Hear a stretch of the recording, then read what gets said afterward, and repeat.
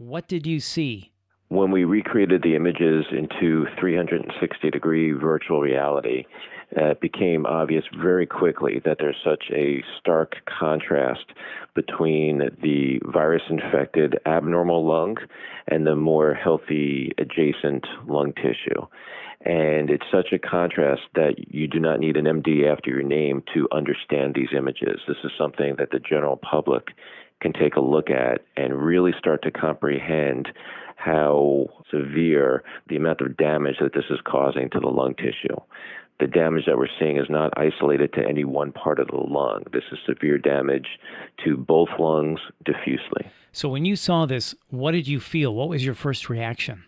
My first reaction is, as somebody who spends a lot of time educating the public about various conditions as well as professionals, I wanted to get this message out and get this picture out to the public so that people who so far have not been heeding the warning of public health professionals can perhaps see these images and see the destruction that is being caused in the lungs and why these patients' lungs are failing to the point of needing a mechanical ventilator.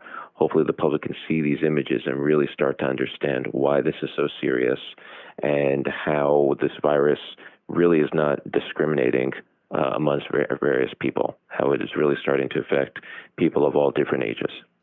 So, with VR technology, you can really see this damage, which is important for all of us to understand the possibilities of what can happen with COVID-19. So, can you briefly talk a little bit more about this technology? How does it work? How is it used? And how do you think it's going to help you in the fight against COVID-19?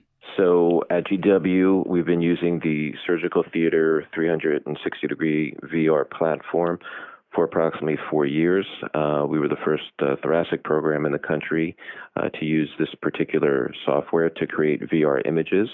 It's been used several years now, both for surgical planning as well as patient education. So when we had our COVID positive patient transferred to us, we very quickly recreated these images into the VR platform so that we can get a better look at the damage that is being caused to the lung. Well, having seen it now, it's much easier for you to describe what's happening inside our lungs, and that really puts it into perspective and how COVID-19 can really be a wrecking ball, for the lack of a better term, on our lungs. Exactly. We do know that the majority of patients who are testing positive for the virus exhibit very minor or maybe even no symptoms, but approximately 20% of patients are exhibiting shortness of breath and more severe symptoms, and a percentage of those patients are the ones that we're now seeing in our intensive care units, and many of those patients are requiring mechanical respiration, requiring to be put on a machine to help them breathe.